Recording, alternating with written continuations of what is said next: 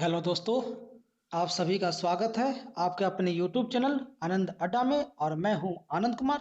आज मैं आप सभी को 11th क्लास का the portrait of a lady का लेसन 1 का शॉर्ट स्टोरी पढ़ाने जा रहा हूं। अगर मेरा वीडियो आप सभी को अच्छा लगे तो सब्सक्राइब, लाइक और शेयर जरूर करें। तो चलिए स्टार्ट करते हैं।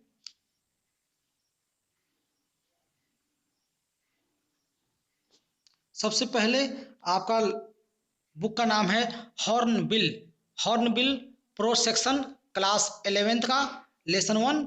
लेसन का नाम है the portrait of a lady. Writer है खुशवंत सिंह। इसका समरी यानी सारांश बताने वाले हैं। तो चलिए, सारांश आपका सबसे पहले स्क्रीन पर आ चुका है। लिखा हुआ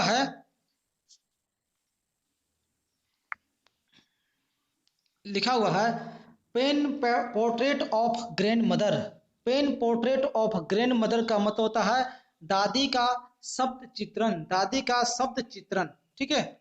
चलिए नेक्स्ट आगे बोलता है, in the portrait of a lady Khushwant Singh draw a pen portrait of his grand mother.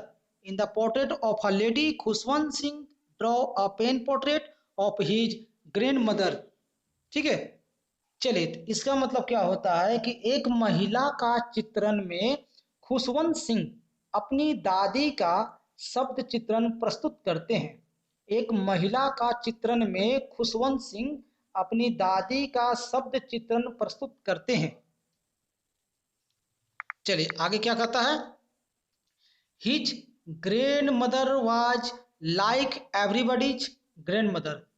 His grand mother, लिखा है his grand mother was like everybody's grand mother. इतना का मतलब क्या होता है, उनकी दादी हर व्यक्ति की दादी की तरह थी। उनकी दादी हर व्यक्ति की दादी की तरह थी। चलिए नेक्स्ट आगे क्या कहता है, ध्यान सुनिएगा। आगे कहता है, she was quite an old women. She was quite an old women मतलब वह पूर्ण रूप से एक बुढ़िया थी। वह पूर्ण रूप से एक बुढ़िया थी। नेक्स्ट आगे क्या कहता है, आगे कहता है, it was hard to believe that once she had been young and pretty, ठीक है। कहता है, it was hard to believe that once she had been young and pretty. इसका मतलब क्या है, इसका मतलब कहता है यह विश्वास करना कठिन था कि कभी वह जवान और आकर्षक भी रही थी। यह विश्वास करना कठिन था कि कभी वह जवान और आकर्षक भी रही थी। नेक्स्ट आगे क्या कहता है, the thought itself was revolting। The thought itself was revolting मतलब यह विचार मात्र ही विभत्सा पैदा करता था। यह विचार मात्र ही विभाषा पैदा करता था। चलिए नेक्स्ट आगे कहता है, His grandfather's picture hung above the mantelpiece in the drawing room. His grandfather's pictures hung above the mantelpiece in the drawing room। इसका मतलब उसके दादा की तस्वीर बैठक में चिमनी के ऊपर टंगी हुई थी। उसके दादा की तस्वीर बैठक में चिमनी के ऊपर टंगी हुई थी। और लास्ट पैराग्राफ है इसका, लिखता है, he looked at least 100 years old। He looked at least 100 years old मतलब वह कम से कम 100 वर्ष का दिखाई पड़ता था। वह कम से कम 100 वर्ष का दिखाई पड़ता था। चलिए नेक्स्ट पैराग्राफ। नेक्स्ट पैराग्राफ आपकी स्क्रीन पर आ चुका है, ध्यान से देखिएगा। कहता है, लुकेड टेरिबली ओल्ड। लुकेड टेरिबली ओल्ड इसका मतलब क्या होता है, बहुत बूढ़ी लगती थी। बहुत बूढ़ी लगती थी। आगे कहता है, Khushwant Singh grand mother was a short lady. Khushwant Singh grand mother was a short lady मतलब खुशवंत सिंह की दादी एक छोटे कद की महिला थी। खुशवंत सिंह की दादी एक छोटे कद की महिला थी। खुशवंत सिंह कौन था? एक राइटर, कथाकार था। ठीक, नेक्स्ट आगे क्या कहता है? She was fat and slightly bent. She was fat and slightly bent मतलब वह मोटी और थोड़ी सी झुकी हुई थी। वह मोटी और थोड़ी सी झुकी हुई थी। आगे क्या कहता है? She had a wrinkled face. She had a wrinkled face मतलब उसका चेहरा झुर्रियोंदार था। उसका चेहरा झुर्रियोंदार था। नेक्स्ट आगे क्या कहता है? She looked very old. She looked very old मतलब वह बहुत बूढ़ी दिखाई पड़ती थी। वह बहुत बूढ़ी दिखाई पड़ती, बूढ़ी मतलब ओल्ड वोमेन, बहुत ही बूढ़ी दिखाई पड़ती थी। नेक्स्ट आगे, she looked the same for 20 years। She looked the same for 20 years मतलब क्या है? कहता है 20 सालों से वह वैसी ही दिखाई देती थी। 20 सालों से यानी 20 years से वह वैसी ही दिखाई देती थी। नेक्स्ट आगे कहता है शी कुड नॉट यानी couldn't walk straight. She couldn't walk straight मतलब वह सीधी नहीं चल सकती थी। वह सीधी नहीं चल सकती थी। Next, she hobbled about the house in spotless white clothes। She hobbled about the house in spotless white clothes मतलब वह बेदाग सफेद कपड़ों में घर में इधर उधर लंगड़ाती फिरती थी। वह बेदाग सफेद कपड़ों में घर में इधर उधर लंगड़ाती फिरती थी। नेक्स्ट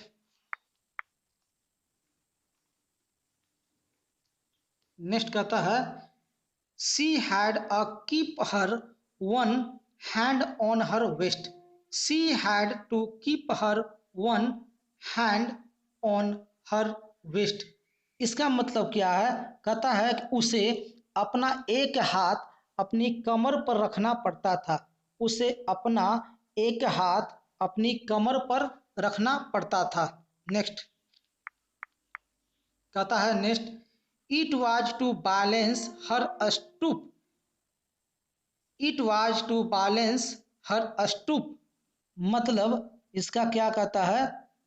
आगे सुनिएगा। यह झुके शरीर को संतुलित करने के लिए था। यह झुके शरीर को संतुलित करने के लिए था। Next, she held a rosary in the other hand. She held a rosary in the other hand इसका मतलब क्या होता है? ध्यान सुनिएगा। वह दूसरे हाथ में एक जपमाला पकड़े रखती थी। ठीक है, वह दूसरे हाथों में एक जपमाला पकड़े रखती थी। She had a rosary in the other hand का मतलब कि वह दूसरे हाथ में एक जपमाला, जपने वाला माला हाथों में पकड़ी रखती थी। Next, she was always telling the bits. She was always telling the bits मतलब क्या होता है? ध्यान से सुनिएगा।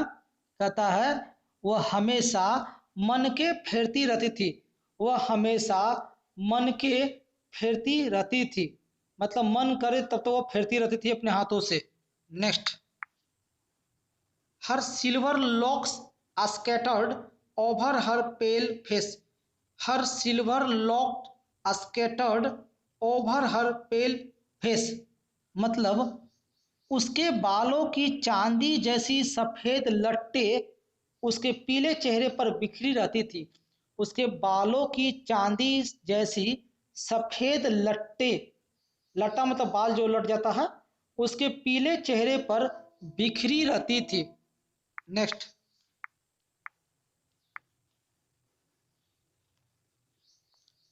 आगे कहता है हर लिप्स कॉन्स्टेंटली मूव्ड। हर लिप्स कॉन्स्टेंटली मूव्ड मतलब उसके होठ लगातार हिलते थे। हर लिप्स कॉन्स्टेंटली मूव्ड मतलब उसके होठ लगातार हिलते थे। Next, she always prayed to herself. She always prayed to herself मतलब वह बिना बोले हमेशा प्रार्थना करती रहती थी। वह बिना बोले हमेशा प्रार्थना करती रहती थी। Next, she gave she gave a picture of a peace and contentment। ठीक है, she gave a picture of peace and contentment मतलब वह शांति और संतुष्टि की तस्वीर प्रस्तुत करती थी। वह शांति और संतुष्टि की तस्वीर प्रस्तुत करती थी। She gave a picture of a peace and contentment का मतलब वह शांति और संतुष्टि की तस्वीर प्रस्तुत करती थी। चलिए, सेकेंड पैराग्राफ भी समाप्त हुआ। अब थर्ड पैराग्राफ बताने जा रहा हूं। लीजिए, इस तरह से रहा आपका थर्ड पैराग्राफ। थर्ड पैराग्राफ बोलता है as close friends. As as close friends इसका मतलब होता है गहरे मित्रों के रूप में। गहरे मित्रों के रूप में। ठीक है, एज क्लोज फ्रेंड्स का मतलब गहरे मित्रों के रूप में। चलिए, इसका मतलब क्या होता है, अब मैं शुरू कर रहा हूं। कहता है the narrator and his grandmother were good friends. The narrator and his grandmother were good friends इसका मतलब कथाकार और उसकी दादी अच्छे मित्र थे। कथाकार और उसकी दादी अच्छे मित्र थे। Next, his parents had left him with her in the village. Her parents had left him with her in the village मतलब उसके माँ बाप उसे यानी उसके दादी के साथ गांव में छोड़ गए थे। उसके माता पिता यानी माँ बाप उसे यानी कथाकार को, खुशवंत सिंह को, अपनी दादी यानी उसके दादी के साथ गांव में ही छोड़ गए थे। Next, they were always together. They were always together इसका मतलब होता है वे सदा साथ रहते थे। वे सदा साथ रहते थे। Next, she used to wake him up in the morning।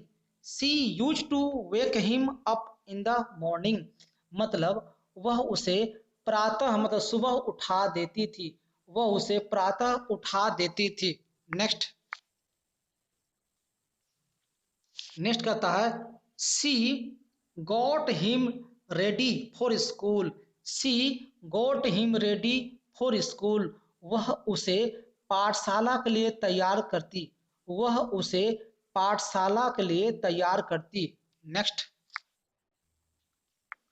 She said her morning prayer in an unchanging sing song. She said her morning prayer in an unchanging sing song मतलब वह अपनी प्रार्थना रटे रटाए एक स्वरीय गाने के रूप में करती थी। वह अपनी प्रार्थना रटे रटाए एक स्वरीय गाने के रूप में करती थी। Next, she would wash his wooden slate and plaster।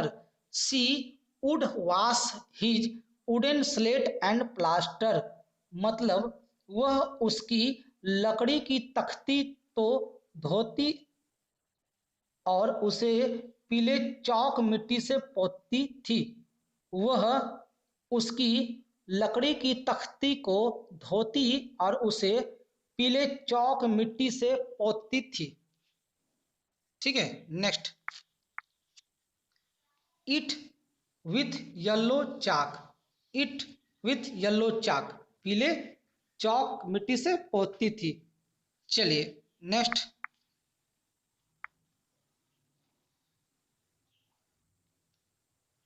Next कहता है she would take an earthen ink pot and a red pen. She would take an earthen ink pot and a red pen मतलब वह मिट्टी की एक दावात और एक लाल कलम लेती। वह मिट्टी की एक दावात और एक लाल कलम लेती। Next, she would tie them in a bundle and hand it to him. She would tie them in a bundle and hand it to him. मतलब वह उन्हें एक बंडल में बांध कर उसे दे देती थी। वह उन्हें एक बंडल में बांध कर उसे दे देती थी। Next, she would give him a thick stale chapati with a little butter and sugar spread on it. ठीक है, कहता है she would give him a thick stale chapati with a little butter and sugar spread on it. मतलब वह एक मोटी बासी रोटी, stele bread, वह एक मोटी बासी रोटी के ऊपर थोड़ा सा मक्खन, मतलब बटर, थोड़ा सा मक्खन और चीनी बिखेर कर उसे दे देती, यानी शुगर स्प्रेड। कहते हैं कि वह एक मोटी बासी रोटी के ऊपर थोड़ा सा मक्खन और चीनी बिखेर कर उसे दे देती। Next, she carried several stale chapatis with her for the village dogs. She carried several stale chapatis with her for the village dogs. मतलब वह गांव के कुत्तों के लिए बहुत सी बासी चपाटियां अपने साथ ले जाती थी। चपाटियां तो रोटियां। वह गांव के कुत्तों के लिए बहुत सी बासी चपाटियां अपने साथ ले जाती थी। चलिए, ये तीसरा नंबर का एक्सरसाइज जो हुआ पैराग्राफ, ये भी समाप्त हुआ। नेक्स्ट पैराग्राफ आपका 4 नंबर। नेक्स्ट पैराग्राफ आपका 4 नंबर आपकी स्क्रीन पर ये रहा। 4 बोलता है went to school with the narrator. Went to school with the narrator, इसका मतलब कथाकार के साथ स्कूल जाती थी। कथाकार के साथ स्कूल जाती थी। अब आते हैं नीचे पर लिखा हुआ है the grandmother always went to school with the narrator. The grandmother always went to school with the narrator. मतलब हमेशा दादी कथाकार के साथ पाठशाला जाती थी, यानी स्कूल जाती थी। हमेशा दादी कथाकार यानी कि खुशवंत सिंह के साथ पाठशाला जाती थी। Next, the school was attached to the temple. The school was attached to the temple. मतलब पाठशाला यानी स्कूल मंदिर से जुड़ी हुई थी। पाठशाला मंदिर से जुड़ी हुई थी। Next, there the priest taught the children the alphabet and the morning prayer. There are priests taught the children the alphabet and the morning prayer. मतलब पुजारी बच्चों को वहाँ वर्णमाला यानी अल्फाबेट, वर्णमाला के अक्षर और प्रातःकालीन प्रार्थना सिखाता था। पुजारी बच्चों को वह वर्णमाला के अक्षर और प्रातःकालीन प्रार्थना सिखाता था। Next, the children sat in row on either side of the veranda. ठीक है, the children sat in row on either side of the veranda. मतलब बच्चे बरामदे के दोनों ओर पंक्तियों में बैठते थे, लाइन में। बच्चे बरामदे के दोनों ओर पंक्तियों में बैठते थे। Next,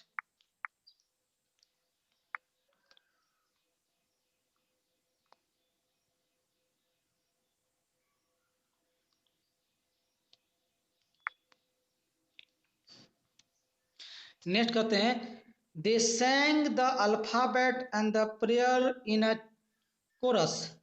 the sang the alphabet and the prayer in a chorus. मतलब क्या होता है, वे एक सामूहिक गान के रूप में वर्णमाला और प्रार्थना गाते थे। वे एक सामूहिक गान के रूप में वर्णमाला और प्रार्थना गाते थे। Next, the grand mother said inside the temple. Temple, the grand mother said inside the temple, मतलब दादी मंदिर के अंदर बैठती थी। दादी मंदिर के अंदर बैठती थी। Next, she spent her time in reading holy books. She spent her time in reading holy books, मतलब वह अपना समय धार्मिक पुस्तकें पढ़ने में बिताती थी। वह अपना समय धार्मिक पुस्तकें पढ़ने में बिताती थी। Next, she would walk back home with him. She would walk back home with him, मतलब वह उसके साथ घर वापस आती थी। वह उसके साथ घर वापस आती थी, यानी दादी जो है खुशवंत सिंह के साथ अपना घर वापस आती थी। Next, the village dogs would gather at the temple door. The village dogs would gather at the temple door, मतलब गांव के कुत्ते मंदिर के द्वार पर इकट्ठे हो जाते। गांव के कुत्ते मंदिर के द्वार पर इकट्ठे हो जाते हैं। Next, they growled and fought for the chapatis thrown to them. They growled and fought for the chapatis thrown to them, मतलब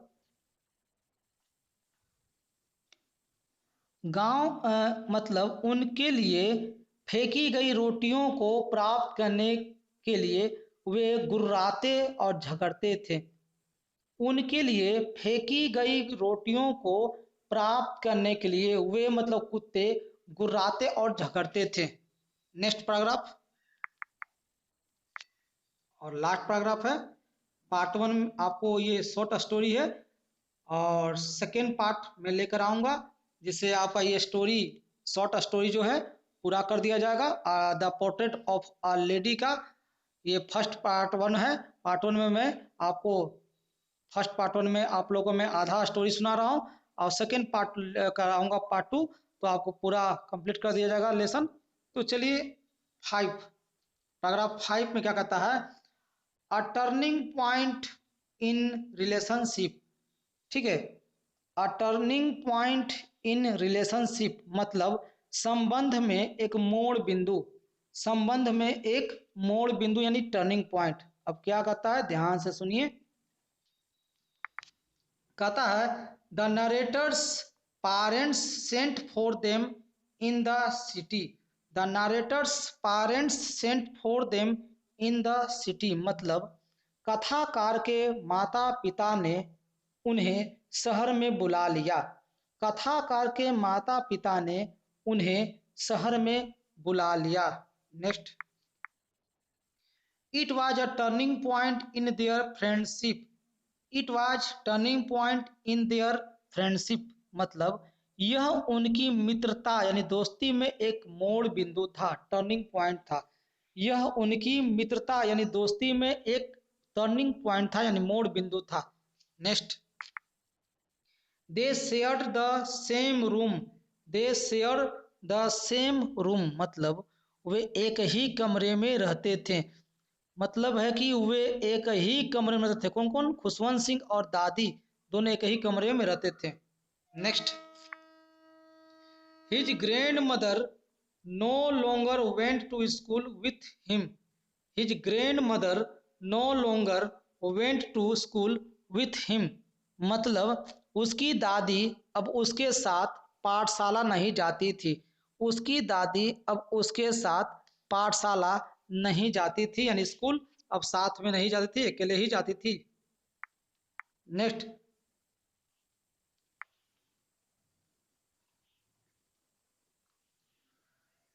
the narrator went to an English school in a mother bus. The narrator went to an English school in a motor bus. Motor बस मतलब क्या होता है ध्यान सुनेगा। कथाकार एक मोटर बस में सवार होकर एक अंग्रेजी स्कूल में पढ़ने जाता था।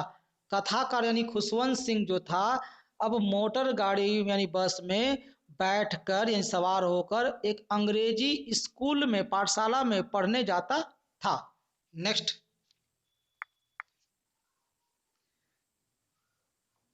There were no dogs in the street. There were no dogs in the street मतलब गलियों में कुत्ते नहीं थे। गलियों में कुत्ते नहीं थे। Next, the grandmother took to feeding the sparrows. The grandmother took to feeding the sparrow मतलब दादी ने चिड़ियों को खिलाना शुरू कर दिया। दादी ने चिड़ियों को खिलाना शुरू कर दिया। Next, years rolled bye. Years rolled bye साल बीतते गए, वर्ष बीतते गए। Next,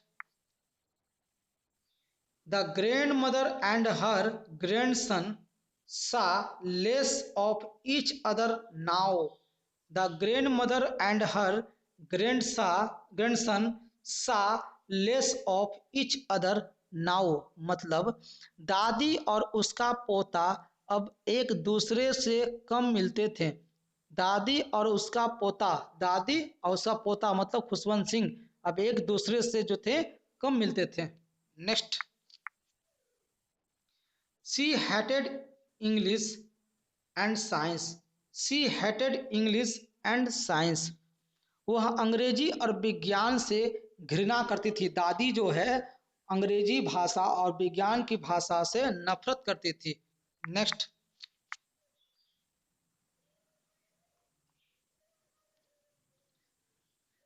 she felt sad that there was no teaching about God and the scriptures at the new school. She felt sad that there was no teaching about God and the scriptures at the new school मतलब वह यह सोचकर उदास हो जाती कि नए school में ईश्वर और धार्मिक ग्रंथों की शिक्षा नहीं दी जाती। वह यह सोचकर उदास हो जाती कि नए स्कूल में ईश्वर और धार्मिक ग्रंथों की शिक्षा नहीं दी जाती। नेक्स्ट,